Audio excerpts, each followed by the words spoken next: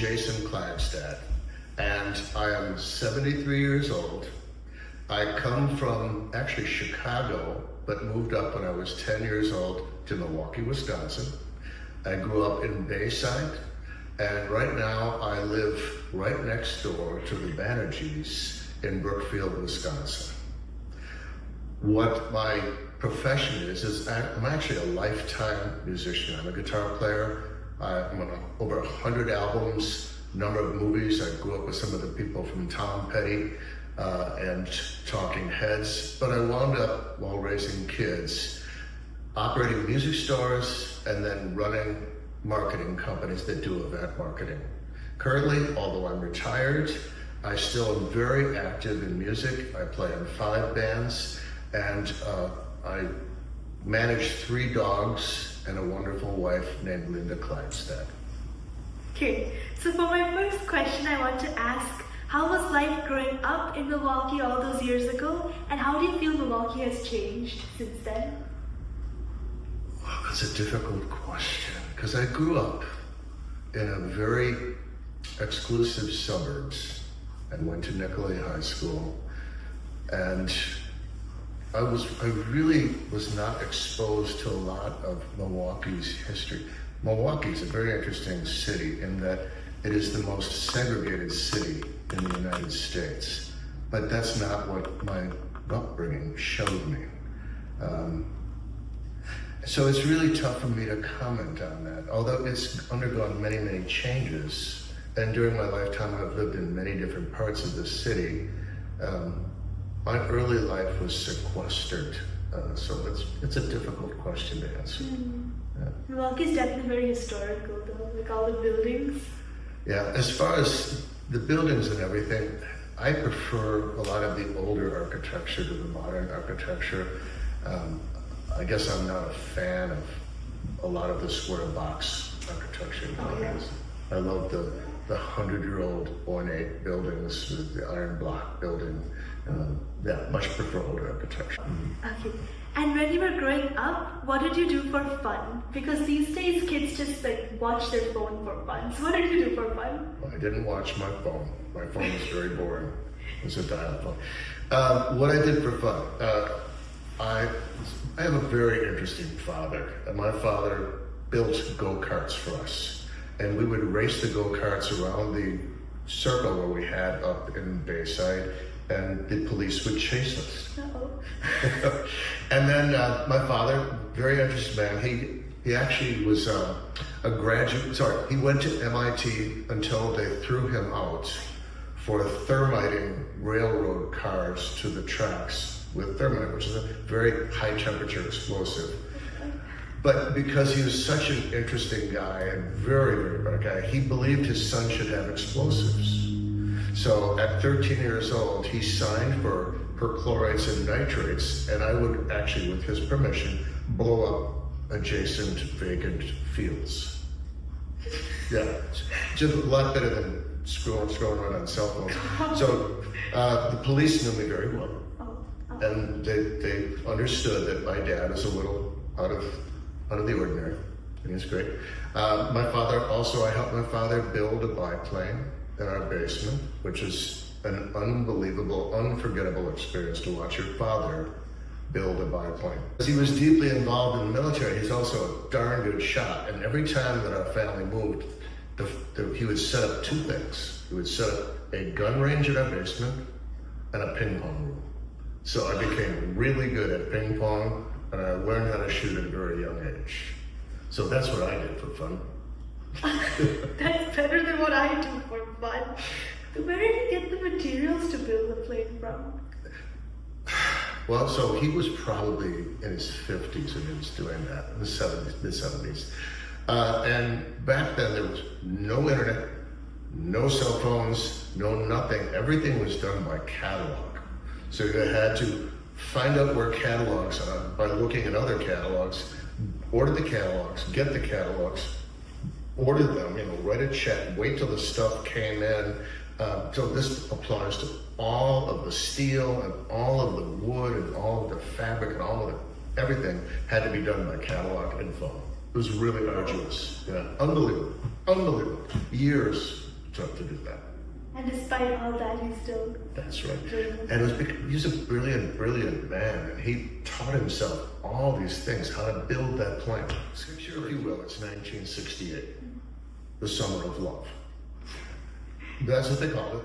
But it was also the summer where in Chicago there were riots surrounding the election. Kent State, people got killed. It was really, this is the time of rebellion because they were rebelling against the Vietnam War and various other societal inequities. And so I responded to that. I attended anti-war rallies. I did all this stuff while going to school. And I did really well in school, but when everybody else was growing their hair long, I shaved my head. Everybody else went to prom. I refused to go to prom because that was not, I was in bands and I was winning awards playing guitar in bands. I thought that I was going to be the world's best guitar player. I didn't become the world's best guitar player, but it kept me being a musician for my entire life. And if you walk in my house today, you're going to see 35 guitars and pieces of amplifiers everywhere. And I love it. I love it. As far as the courses that I took advanced pretty much everything, but then didn't attend class. Oh. I tested on my SATs. I tested perfect in English, perfect, like straight 700, which is, yeah, I know. I have an eidetic memory for words. It's photographic. And so, yeah. I attribute my mom, when I was 7 years old, she started me reading. I read over 35 novels in 2 years, and that set me on a path where I would, every time they put me into a spelling contest, I would win every single one. My brain got wired at an early age. Did any major events take place when you were growing up? Well, Kennedy assassination, Oh. moon launch, Sputnik, Nixon and Watergate. Most of the cultural upheaval that has happened over the last 50 years happened when I was hitting my late teens and early 20s. I just happened to luck into being right in that time frame that anytime somebody mentions the 60s and 70s, that's right when I was discovering the world. So I was right in the thick of it.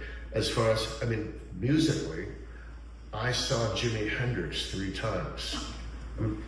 Very few people that are alive can say that. I saw the Doors. I saw every major group. I managed to see the live concert of that. That probably really pushed me in the direction of wanting to be in that group of people. I think it did. It definitely pushed me in the direction of not wanting to go to college. And I think that it was probably a good thing for me to have not gone to college because I had a very good life and a very good career. I don't think you could do that nowadays. No. I think you really have to study and you really got to go to school and you've got to do well in order to compete with the people that are your equals, your peers, because they're all going to do it. Yeah. I could get away with it because it was back in the 70s. Can't do that anymore. Yeah. Yeah. It's kind of crazy the way you grew up and the world's getting shaped. Yeah. Yeah. The good thing about me is I'm an early adopter. So everything that all new technologies, I was the first guy always to adopt, to learn it, to adapt to it, to use it. I'm a very, very high-tech person that never went to college. Yeah. Kind of like, but my father was a lot like that too. I think I inherited a lot from him. That's kind of what we'll do now, we're being told to do now as high school students, because I guess AI is also like the new thing that's going to shape everyone's lives. It So will we have shape to adapt everybody's to life, it. yeah. I've gotten extremely good at AI, and I'm ganging multiple platforms together to make them do what I want and make them compete with each other. And I don't know anybody that's doing that. Repeat that? Okay, so in school we're learning about a tinker versus, I forgot the school's name, but there was a case where the students wore black armbands to rebel against the Vietnam War. There was a number of schools that did that. Kent State was one of them. if you listen, there's an old Crosby, Stills and Nash song called "For Dead in Ohio." It's about the Kent State, and that's where military came in and shot students that were wearing the black armbands at Kent State. Yes, yeah. And I grew up right in the middle of it. I mean, that was exactly what pushed me away from the standard go to school, sign up for business when you were 20 years old. It shoved me in the other direction. Maybe that's the start of my contrarianness. I don't know. Maybe. Yeah. Because now all I can imagine from my life is a standard path. I think moving away from that path is like you need lots of drive, like internal drive to do that. I will say, so just a stray observation here, we're going through cultural upheaval right now that is almost to the level that it was in the 1960s. So here's an example. April 2nd, do you know what's happening April 2nd? It's called, Trump calls it the Emancipation Day. Oh.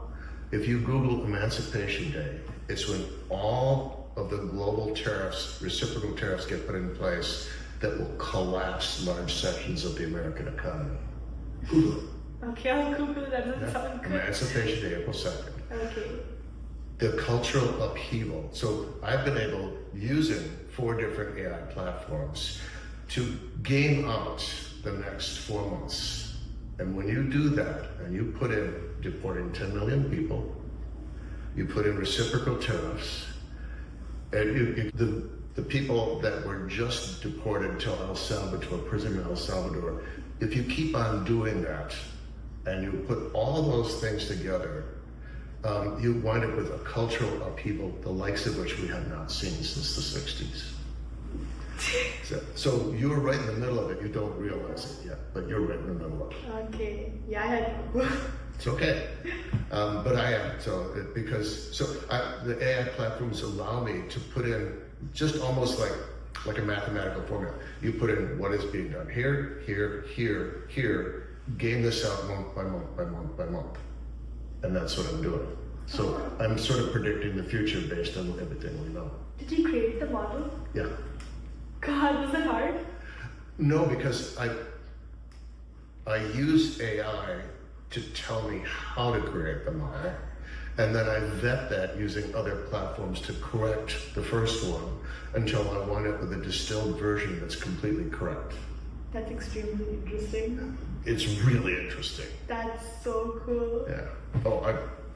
It's the thing that, so I do play out in 5 bands. I'm raising three old dogs, and my wife puts up with me, but this is the thing that is pure oxygen for me. Because to predict the future in a complex societal thing using cutting edge technologies, wow. Yeah, it's really cool. Yeah.